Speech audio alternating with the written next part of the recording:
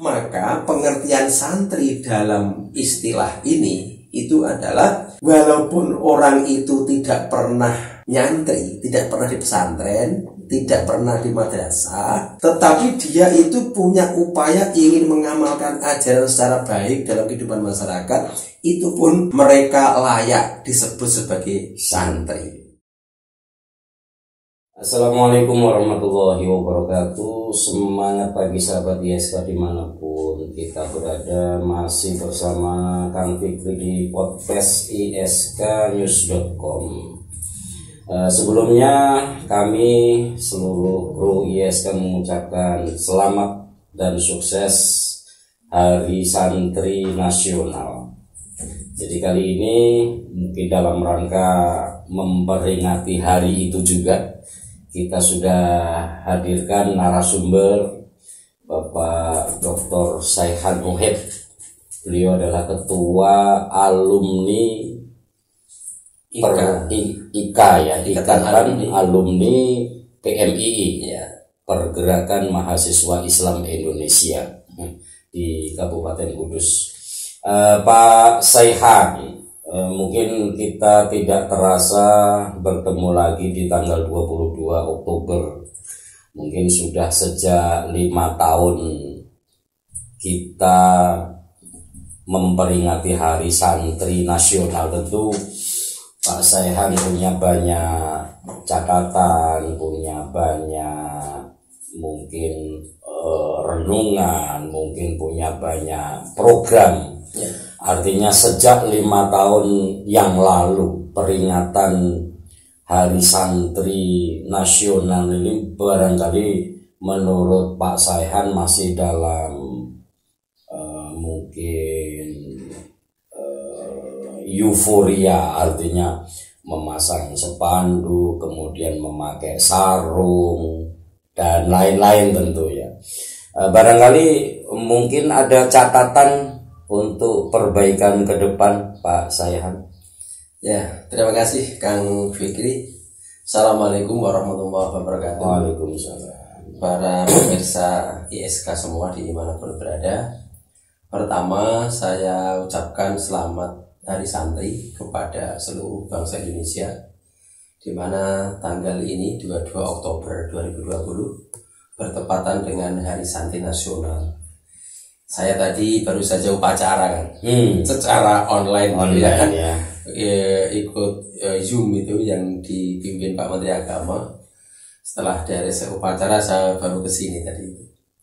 Nah, kembali kepada Hari Santri ya. Saya punya beberapa semacam gagasan atau harapan-harapan lah ya. Karena ini momentumnya Hari Santri, kita jagungan Hari Santri ya. Kira begitu ya. Nah, yang pertama saya ingin sampaikan bahwa santri ini kan bisa dimaknai minimal dari 2 hal. Santri dari aspek bahasa atau lughawi kalau kita mengatakan. Dan yang kedua aspek makna santri dari istilah atau istilahi. Nah, santri secara lughawi atau bahasa ini diartikan dari kata sasatri. Sasatri itu orang yang melayani raja tempo dulu. Dulu ya. Dan kemudian ada juga yang memaknai santri itu adalah orang yang belajar agama di suatu tempat, suatu lembaga gitu. Maka setiap tempat atau komunitas tempatnya orang yang belajar agama, belajar Al-Quran, hadis, fikih begitu, maka kelompok itu disebut pesantri atau pesantren. Nah itu kan. Nah maka secara bahasa santri itu adalah orang yang menekuni, orang yang belajar tentang agama Islam, belajar Quran, hadis, fikih, tafsir, usul fikih gitu ya. Dan tempat yang orang belajar itu disebut pesantren. Nah, itu yang makna bahasa atau lughawi.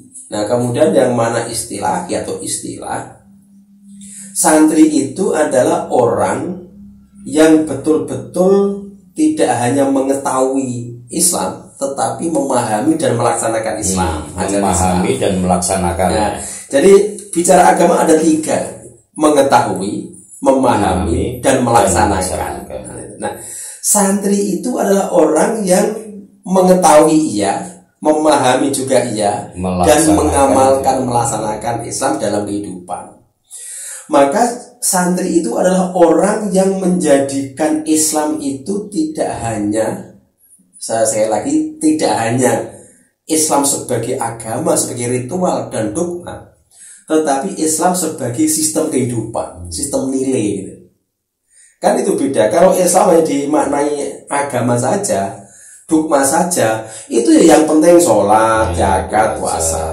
Sholat, zakat, puasa penting, iya, penting sekali, itu kewajiban. Tetapi kita harus sadar bahwa kesempurnaan Islam tidak cukup hanya dengan sholat, zakat, Ramadan, puasa, dan haji atau ubudiyah. Perlu juga kemampuan melaksanakan nilai-nilai ajaran Islam dalam kehidupan masyarakat. Maka pengertian santri dalam istilah ini itu adalah, walaupun orang itu tidak pernah nyantri, tidak pernah di pesantren, tidak pernah di madrasah itu, tetapi dia itu punya upaya ingin mengamalkan ajaran secara baik dalam kehidupan masyarakat, itu pun mereka layak disebut sebagai santri. Nah, maka peringatan Hari Santri ini adalah harus bisa mengoptimalkan 2 hal. Mengoptimalkan santri secara bahasa, dan yang kedua santri secara istilah. Santri secara bahasa itu dalam konteks peringatan Hari Santri ini itu bagaimana bangsa Indonesia itu harus punya semangat untuk belajar agama, mendalami agama. Sebagai umat Islam harus mengetahui, memahami, dan mengamalkan ajaran Islam. Jangan punya pikiran, oh masalah fikih itu hanya kewajibannya orang-orang pesantren, orang-orang madrasah, orang-orang IAIN gitu ya. Saya kan SMA, saya umum, saya nggak punya kewajiban mempelajari itu. Jangan, karena sebagai umat Islam harus belajar ilmu agama, belajar ya. Tidak harus ahli gitu, tapi belajar agama. Itu yang pertama. Yang kedua, dari sisi istilah, itu adalah bagaimana kita itu dengan peringatan Hari Santri ini itu, semua umat Islam dan seluruh bangsa Indonesia harus mencoba untuk berupaya agama yang diyakini, mungkin Islam, Kristen, Hindu, Buddha itu jangan hanya cukup dipahami, tapi bagaimana dijadikan sistem nilai kehidupan, sehingga kehidupan bangsa Indonesia itu benar-benar diwarnai dengan nilai-nilai agama itu. Profilnya apa? Orangnya jujur, tanggung jawab, disiplin, tidak melanggar aturan, tidak korupsi, tidak membohongi rakyat, gitu kan. Jadi pemimpin ya harus membela rakyat, komitmen dengan janjinya, jujur, tanggung jawab, dan lain sebagainya. Nah, kira-kira itu yang perlu diambil kawan-kawan bangsa Indonesia ini di dalam memperingati Hari Santri Nasional. Nilainya di situ tentu ya, ada makna yang mendalam.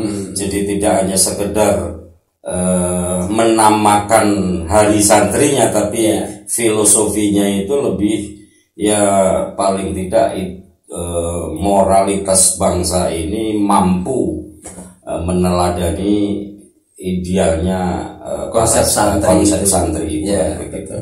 Lalu mungkin Pak Saehan tentu untuk bisa mengimplementasikan idealis yang seperti itu kan butuh campur tangan pemerintah. Artinya sinkronisasi program-program pemerintah di semua lini kan tentu harus mampu berkorelasi dengan makna yang panjenengan sebut tadi. Wujudnya seperti apa kira-kira? Khususnya di Kudus ini ya. Kudus ini kan juga punya ikon kota santri juga ya. Ya setidaknya kita tidak bicara nasional, tapi lebih spesifik Kudus, supaya semua lini kehidupan bermasyarakat ini mungkin paling tidak seperti yang panjenengan sampaikan tadi, bisa mungkin seperti yang dilakukan santri ini seperti apa program-program pemerintah tentunya? Ya gini ya, kalau Kang Fikri bertanya bagaimana peran pemerintah dalam momentum Hari Santri ini memang sangat tepat. Karena kalau coba kita flashback ke belakang, asbabul wurudnya gitu kira-kira ya, sebab-sebab munculnya Hari Santri itu kan diinspirasi dari serupan Raisul Akbar NU itu, Khotbatul Syekh Kiai Haji Hasyim Asy'ari itu untuk menyeru jihad kepada umat Islam di Indonesia untuk melawan penjajah. Ketika ada kata-kata melawan penjajah, itu berarti kan seruan untuk mengamankan Indonesia, menjaga Indonesia dari serangan orang-orang yang ingin merusak, gitu kan. Nah, maka dalam konteks ini ketika Khotbatul Syekh itu menyerukan untuk mengamankan Indonesia, membangun Indonesia, ini berarti supaya Indonesia ini aman, Indonesia ini baik gitu. Nah, kebaikan Indonesia bangsa ini kan tentu kan minimal dua hal, aspek pemimpinnya dan aspek rakyatnya kan gitu kan. Maka ini juga para pemimpin harus lebih menyadari bagaimana pentingnya Hari Santri ini yang tadi itu gitu ya. Jangan hanya santri dimaknai bahasa formal, hanya yang penting sarungan, itu upacara saja gitu ya. Upacara penting, sarungan juga penting gitu. Tetapi saya berharap melalui forum ini tuh jangan hanya memaknai santri dari simbolnya saja. Kembali ke yang jenengan tanyakan tadi, kalau meringati santri tidak boleh hanya simbolnya, terus bagaimana? Bagaimana kita mengisi atau mewujudkan santri ini terutama di Kudus? Ini selain dengan formalitas upacara, dengan sarungan mungkin ya, pacinan gitu. Ya kita dengan cara-cara lain, misalnya dengan cara kebijakan pemerintah kabupaten, gitu kan, dengan sistem pendidikan yang ada di Kudus itu. Karena begini, peran pemerintah untuk mewujudkan santri itu ya harus memahami tadi makna santri dari istilah maupun bahasa. Dari sisi istilah, dari sisi bahasa, santri itu kan orang yang belajar ilmu agama secara formal. Wujud pemerintah menurut saya mau santri ini adalah pemerintah itu harus meningkatkan perhatian supaya pendidikan agama itu madrasah bisa tumbuh berkembang secara optimal. Ini secara formal dulu, secara tadi bahasa tadi. Pendidikan Islam di Kudus ini supaya tumbuh semuanya, jangan sampai dibunuh. Bagaimana peran pemerintah ini masuk, gitu ya? Perhatian kepada pengelola lembaga pendidikan, bagaimana perhatian kepada pengembangan lembaga pendidikan ini harus ada. Mungkin bisa berwujud perda, bisa berwujud peraturan bupati, bisa apapun pokoknya regulasi supaya pendidikan Islam itu tumbuh berkembang secara optimal. Nah kemudian secara istilah santri tadi kan orang yang melaksanakan Islam dalam kehidupan sosial. Bagaimana bentuk perannya pemerintah itu? Nah pemerintah ini harus membuat regulasi untuk menciptakan ketertiban atau moralitas rakyat Kudus. Ya misalnya ini kan Kudus kota santri. Bagaimana santri ini bisa muncul secara formal dan secara substansi? Kan gitu kan ya. Kalau secara formal tadi, bagaimana pendidikan Islam itu bagus semua di Kudus. Mendapat perhatian gitu ya. Nah secara istilah itu kan tentang moralitas. Nah ketika kita bicara moralitas di Kudus, ada inspirasi tokoh yang sangat tepat adalah Kanjeng Sunan Kudus.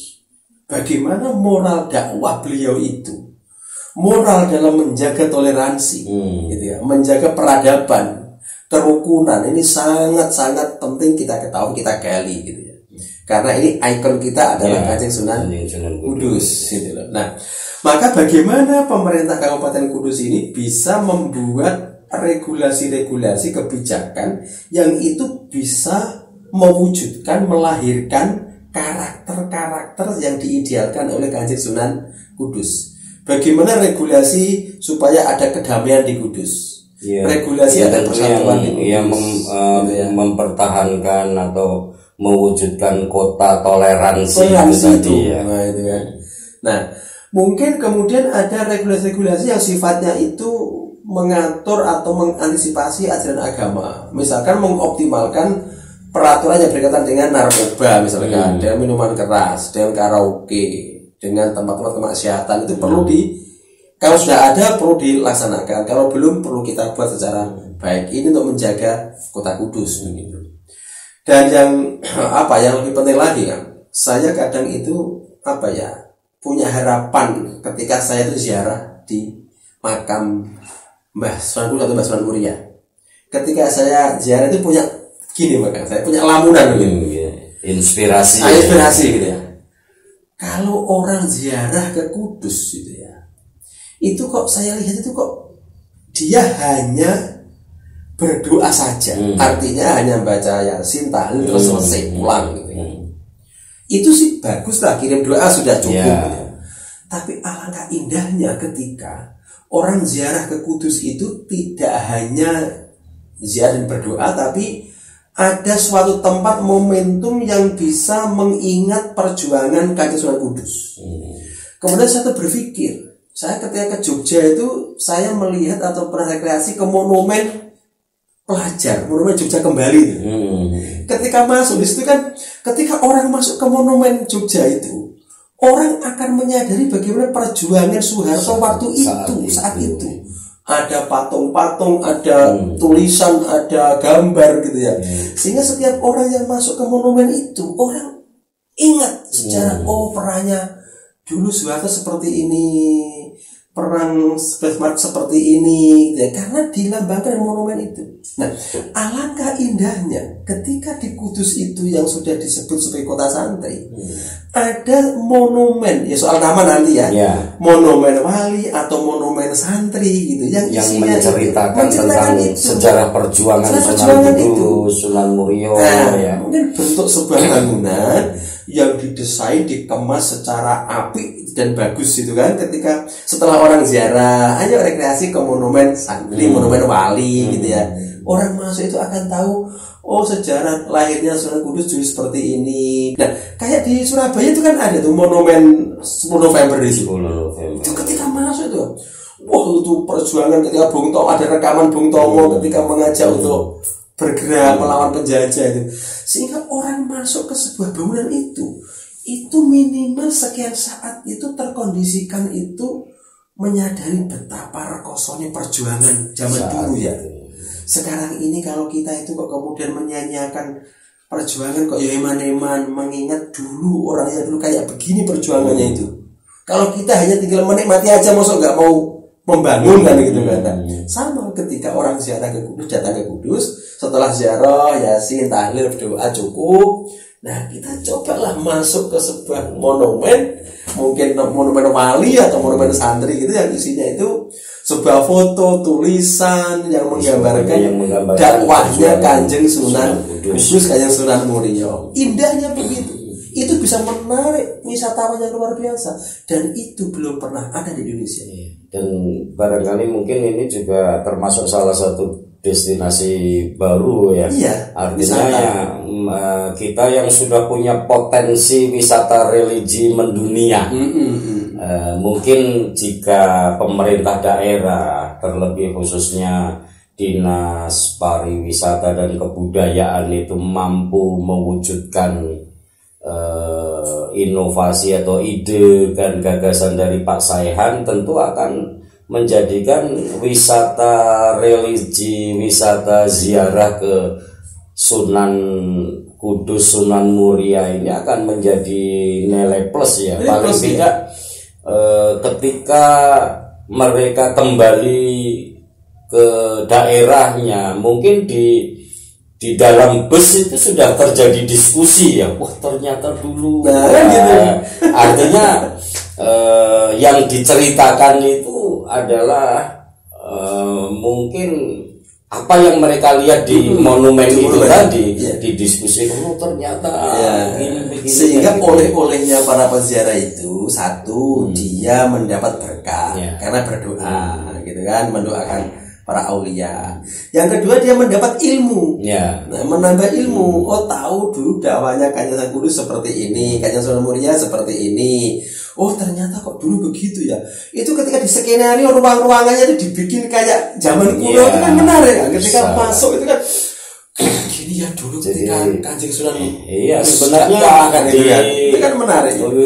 Di seputar menara itu juga ada beberapa bangunan milik yayasan yang mungkin bisa didesain, manfaatkan. Artinya tidak hanya mungkin termanfaatkan dalam tanda kutip hanya untuk titipan sepeda motor saja.